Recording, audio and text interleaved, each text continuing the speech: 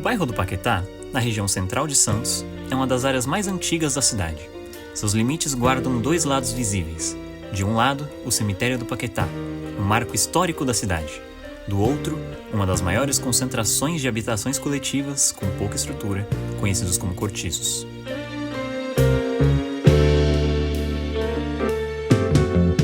Esse documentário investiga as duas faces do Paquetá, a que guarda a memória da cidade e a que expõe seus desafios sociais e de moradia. Muitas pessoas não têm o real conhecimento do valor histórico, cultural e arquitetônico que tem esse cemitério em especial, né? Aqui nós temos 26 túmulos que são tombados, né, pelo Condepasa. Eu enxergo a situação dos cortiços como assim, deprimente, uma situação deprimente. Eu acho um absurdo, maior porto da América Latina, ter pessoas que ainda vivem nessas condições de moradia, né? É uma moradia subhumana.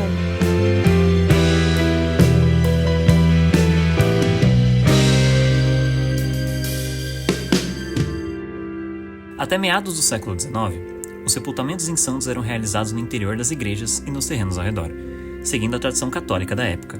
Essa prática, no entanto, gerava problemas sanitários. Debates sobre higiene pública e o medo de epidemias levaram a Câmara a buscar um local afastado. Em 18 de outubro de 1853, o cemitério foi inaugurado, marcando uma nova fase no planejamento sanitário da cidade. O local se tornou o principal cemitério de Santos. Carlos Eduardo, funcionário do local, destaca o valor do acervo. A gente tem inúmeros ilustres que estão sepultados aqui, né? Vou citar alguns aqui, como o poeta Vicente Carvalho, Benedito Calixto, o médico Martim Fontes, Dr. João Galeão Cavalhal, o ex-governador Mário Covas. Então tem muita história. Um dos capítulos mais marcantes da história do cemitério do Paquetá foi em 1993, quando um incêndio criminoso destruiu registros e atingiu a capela. Um ano depois, o espaço foi restaurado e, em 1998, foi tombado pelo patrimônio histórico.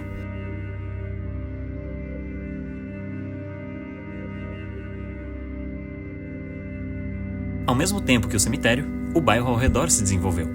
Impulsionado pela riqueza do café e pela atividade portuária no fim do século XIX, o Paquetá se tornou um bairro residencial da elite santista. O bairro Paquetá, né, que no começo, lá atrás, foi um bairro nobre, tanto é que vocês viram através dos prédios, né, das construções, né, que eram casarões, então era um bairro rico.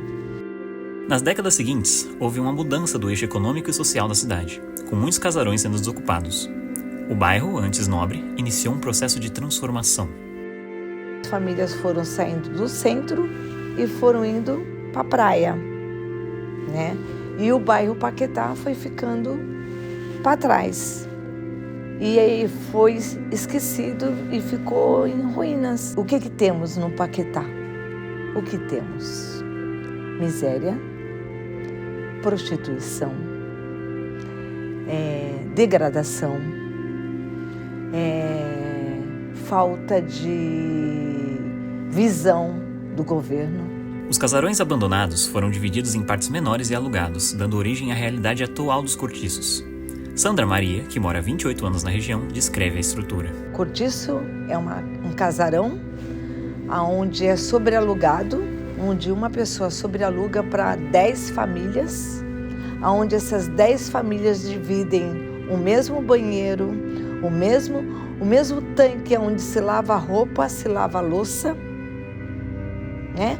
Onde você não pode acender uma luz do corredor, porque senão é cobrado. Essa convivência cria uma realidade social complexa, como explica Nay Faustino. A realidade é uma coisa assim muito fora da casinha. A gente lidar com o estudante, a gente lidar com a cozinheira, a gente lidar com o traficante, a gente lidar com a prostituta, a gente lidar com o trabalhador da estiva, e a gente tem que aprender todo mundo a conviver no mesmo espaço.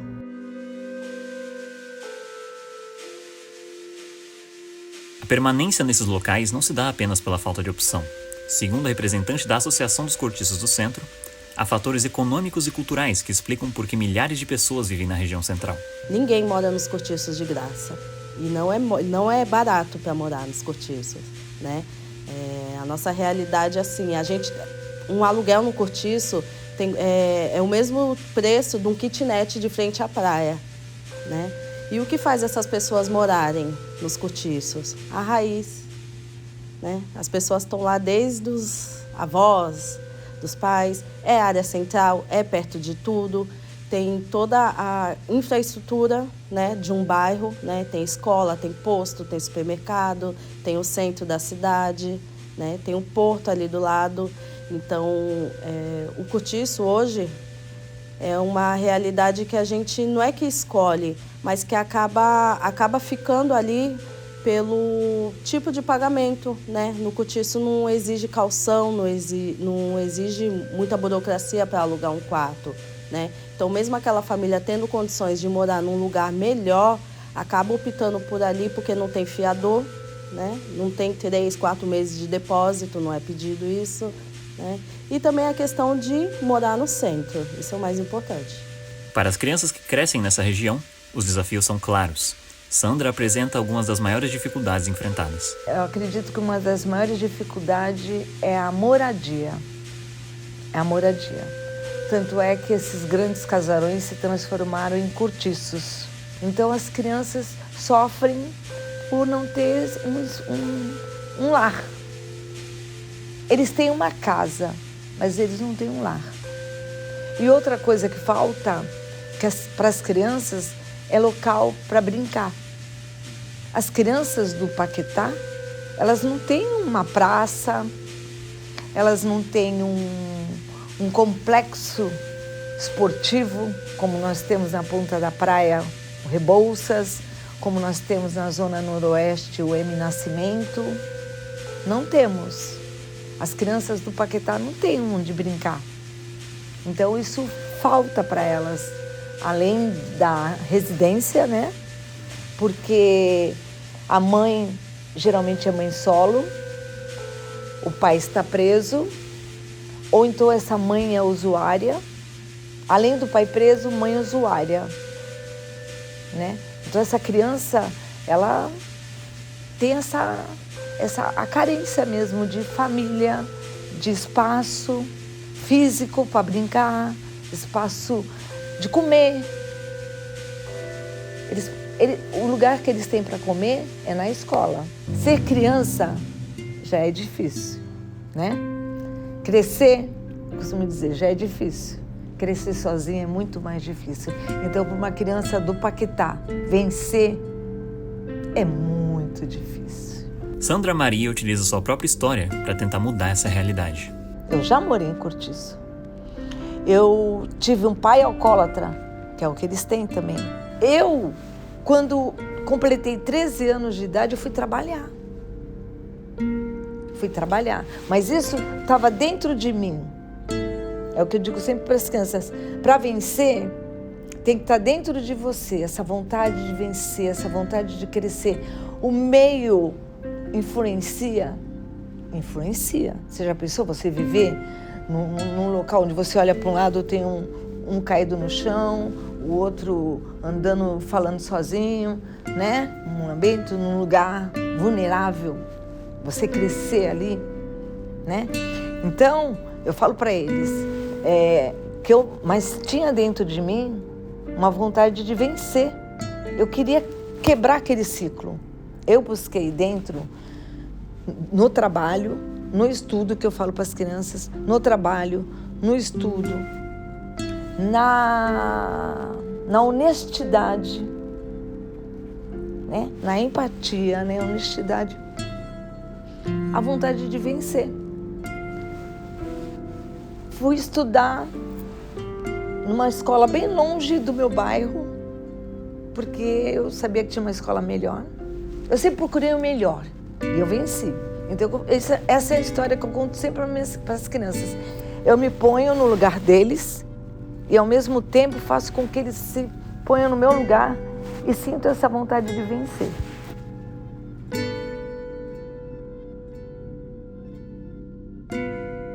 Diante dessa realidade, surgem iniciativas da própria comunidade, como o projeto Sementinha da Esperança, que visa o aspecto social e a criação de referências para as crianças. O meu projeto é lindo. O meu projeto é lindo porque ele mexe com sonhos, né? E sonho é muito bom. As crianças aqui não sabiam o que era sonhar. E eu ensinei eles o que é sonhar e o que é realizar o sonho. Que o sonho só se torna realidade quando você acredita no seu sonho. Você tem que acreditar no seu sonho. Aí ele se torna realidade. O que eu faço com as crianças? Eu tiro eles da realidade deles, que é uma realidade vulnerável, e levo eles para outra realidade, né? Para a realidade onde todos deveriam viver, né? A realidade, o Gonzaga, olha, eu já levei eles no McDonald's, coisas que eles nunca pensariam ir. Eles foram 3 vezes no buffet Maison Royale, porque eu imaginei assim, um dia eu imaginei, poxa vida, essas crianças nunca irão num buffet. Por que nunca irão num buffet? Porque eles não têm uma rede de amigos aonde um amigo vai convidar ele para ir num buffet. Então, eu vou realizar esse sonho deles, de ir no buffet. E qual buffet? O melhor. Sempre o melhor.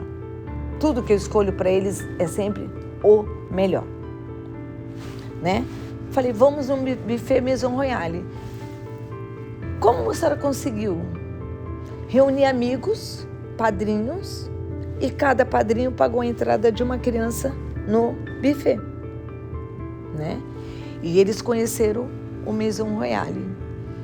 E foi assim impressionante a alegria, o sonho, os olhinhos brilhando, né? E o meu sentimento, muito grato, muita gratidão. Porque é muito bom você ser a fada madrinha de uma criança. Eu procuro sempre levar eles nos lugares assim. Levei eles já também no... tudo que é cultura. Porque tem gente que pensa que pobre só precisa de comida. Pobre precisa de cultura. É a cultura, é o estudo. Eu sempre falo para eles que vai levar vocês em algum lugar, né? Então a cultura. Já levei eles na Pinacoteca Benedito Calixto. Fizemos um piquenique lá dentro daquela pinacoteca. As crianças entraram em turmas e eu avisando, a tia vai, nada de mão na parede, e conta a história. Olha, aqui nessa casa viveu um grande homem, que ele ficou rico, porque isso. Conta a história de como ele conseguiu tudo aquilo e como é possível conseguir tudo aquilo, né?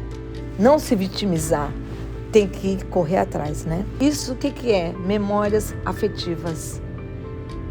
Sementes que você planta no coração e ela tá ali, ela germina. Porque um dia fizeram isso por mim. Fizeram isso por mim. Eu sempre falo para as crianças, eu espero que um dia vocês possam fazer isso para alguém. Em outra frente, a Associação dos Cortiços do Centro, fundada em 1996, foca na questão principal da moradia. O slogan da associação é mudar sem se mudar. Mudar a nossa realidade, né? Mudar a cabeça das pessoas, principalmente, mas sem sair do centro. Nossa raiz é no centro. O principal projeto da associação foi a construção de moradias em regime de mutirão, buscando alternativas ao modelo tradicional de programas habitacionais e enfrentando dificuldades com o poder público. Nunca recebemos nenhum apoio do governo municipal, né? Principalmente na época do mutirão, quando a gente começou o mutirão, a gente inclusive aprovamos na Câmara Municipal uma contrapartida da Prefeitura para o nosso projeto. O projeto da habitação foi orçado em 3.390.000 e precisaria de uma contrapartida. Então a gente foi buscar na Câmara. Quando eu falo a gente, eu estou dizendo as famílias envolvidas, né? Então imagine 113 famílias indo na Câmara, na audiência pública e falar com vereadores, em audiência pública, cobrar, olha, esse é o nosso projeto, para aprovar lá no Ministério das Cidades, a gente precisa da contrapartida da prefeitura. Então foi aprovado unanimamente na época, só que o prefeito da época, o prefeito era o Papa, ele vetou. E aí a gente foi mandando ofício para a prefeitura para saber o porquê que o prefeito não vetou, simplesmente vetou, não deu explicação nenhuma, e já tinha sido aprovado o orçamento, né, unanimamente entre os vereadores, e ele nunca respondeu. No dia seguinte, estava 113 famílias na porta do prefeito para cobrar ele. Fala, já que ele não recebe a gente na prefeitura, não responde nossos ofícios de uma forma formal, como eles exigem, então ele vai receber aqui. O ato virou gigante, juntou motoboy, juntou taxista, virou um ato assim gigantesco, saiu na capa da Tribuna, na capa de todos os jornais na época. O prefeito desceu finalmente, fez aquela boa linha, olha, eu tô com vocês, vou apoiar. No dia seguinte, ele recebeu a gente na prefeitura e foi indagado por quê que vocês foram na minha casa, ali é minha casa.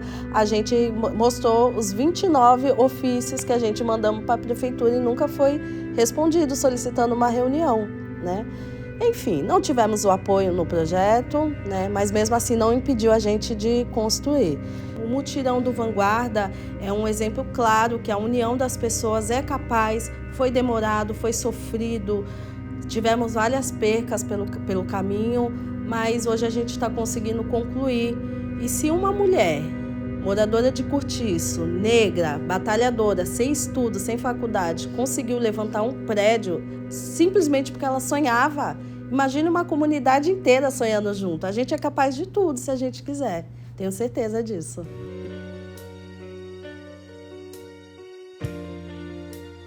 Atualmente, o Paquetá e seu entorno passam por um novo processo de transformação urbana. As obras indicam novos investimentos públicos e privados na área central. A visão sobre esse futuro, no entanto, não é igual para todos. Para quem trabalha na preservação da memória, o momento é positivo. Eu tenho uma visão promissora, porque a gente percebe que o governo de Santos, a prefeitura tem investido muito, o VLT ele está aí, é uma realidade, ele já está para iniciar 100%, tem o armazém aqui ao lado que foi reformado, o mercado municipal, tem o posto da Romu aqui ao lado. Então a gente percebe que tem tido investimento para tentar resgatar isso. Tem a questão do túnel, que no futuro próximo, bem próximo, já vai ser uma realidade. Então acredito que logo isso aqui vai estar muito melhor, o cenário está favorável. Já para quem representa os moradores, os investimentos acendem um alerta sobre o futuro da própria comunidade no bairro. E a gente tem medo do processo de gentrificação, né, que é o que acontece em toda a área central do país, né? Quando o centro é revitalizado, não é importante ter os moradores dali, né? E isso já aconteceu no centro histórico, perto da prefeitura, perto do museu, onde tinha muitos moradores e que hoje, com o processo de revitalização, tiraram. Eles foram gentilmente convidados a se retirar, né? Como que faz isso? Aumenta o aluguel, fica impossível, inviável da pessoa pagar, a pessoa vai indo mais para longe. E isso já está acontecendo, no Paquetá principalmente já está acontecendo, né?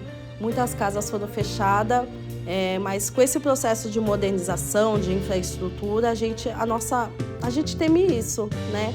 Infelizmente, como já está acontecendo, a gente acredita que a única forma de manter as pessoas é projeto habitacional, porque as casas não são nossas, ninguém é dono da casa, a casa tem um dono. Se o dono da casa que eu moro hoje resolver vender para uma empresa do Porto, que é o que está acontecendo, eu não vou ter direito a nada, eu vou ter que sair e procurar um outro cortiço para me mudar, né? Mas eu acredito, né? Esse é o contra, mas tem os prós, né? Tudo que eles já vinham falando que ia acontecer no centro, está acontecendo, é o VLT, a expansão do terminal de passageiros também vai para o centro, né? Terminal Valongo, mercado municipal. A gente só teme que essas reformas todas não sejam para moradores, mas sim para turista. É isso que a gente teme hoje em dia. O Paquetá se encontra hoje em uma encruzilhada. De um lado, a necessidade de preservar sua história, visível nos túmulos tombados. Do outro, a necessidade de moradia da sua população atual. A preocupação é que a melhora da estrutura aumente o custo de vida e force a saída da comunidade que sempre viveu ali. Com base nessa realidade, perguntamos aos entrevistados o que eles diriam a alguém que está conhecendo o bairro recentemente. Bom, eu diria que o Paquetá ele é símbolo hoje de resistência das famílias que sobraram desse bairro, né? As poucas famílias que ainda estão aí estão lutando para permanecer, para não ser expulsa, para não ser mandadas para um lugar longe, né? Para fincar a raiz realmente onde a gente já está e que as pessoas venham de coração aberto, né? A gente costuma dizer que o Paquetá ele é mais feio do que perigoso, né? Mas assim, a gente sabe conviver, a gente sabe receber as pessoas estão acostumadas a receber pessoas de fora, né? E venha com o coração aberto, disposto a ouvir, né? E sem julgamentos, né? É uma comunidade bonita, uma comunidade hoje pequena, mas que tem grandes sonhos, né? E que a gente tenta falar com cada um. É difícil. Eu gostaria muito que essa pessoa tivesse empatia. Empatia. Se colocasse no lugar das pessoas que moram ali e tivesse um olhar diferente para elas. Não um olhar de desconfiança, mas um olhar de amor, um olhar de trazer coisas boas para lá. O que eu posso melhorar? O que eu posso fazer por essa comunidade? O que eu posso fazer? Né? Então eu gostaria que as pessoas tivessem esse olhar. Quando passasse por aquelas ruas e visse aquelas crianças correndo para lá e para cá, ou então aquelas casas, o que eu posso melhorar? O que eu posso ajudar? Né? O que eu posso fazer para melhorar a vida de uma outra pessoa? A gente tem que pensar que o Progresso está atingindo esse bairro novamente. E eu acredito que ele tem tudo para evoluir, para progredir, para trazer os munícipes novamente, as pessoas se sentirem mais seguras. E então, assim, a minha visão é a mais promissora possível. Esperança é uma palavra que define um termo otimista, né? E eu sou um cara bem esperançoso, e eu tenho visto as oscilações aqui que aconteceram, e hoje a gente está numa alta, está numa vertente que está trazendo o progresso aqui, se é que podemos dizer dessa forma. Não é um cemitério, mas aqui pode sim progredir. O cemitério guarda a memória de uma elite que deixou o bairro. Os cortiços abrigam a vida de uma comunidade que luta para ficar. Encontrar um equilíbrio entre o passado e o presente é o maior desafio para o futuro do Paquetá.